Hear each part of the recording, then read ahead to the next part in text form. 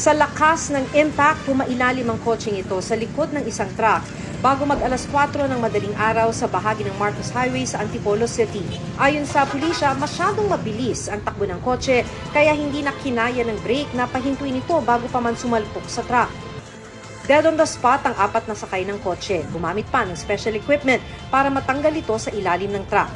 Natapyas pa ang bubong ng kotse dahil sa pagkakaipit.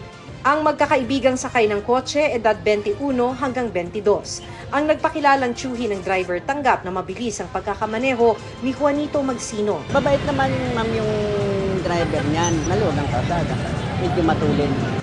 Criminology students ang dalawa sa mga nasawi. Ang bunso ni Marivic na si Lawrence Ivan Jose, ambisyon daw maging pulis. Sabi ng mga kapatid ni Lawrence, nakaugalian lang daw ng magkakaibigan na kumain sa labas ng madaling araw kaya papunta sa lugawan ng maaksidente. Wala namang nakikitang violation ng Antipolo Police para sampahan ng kaso ang truck driver. Para sa GMA Integrated News, Maki Pulido ang inyong saksi.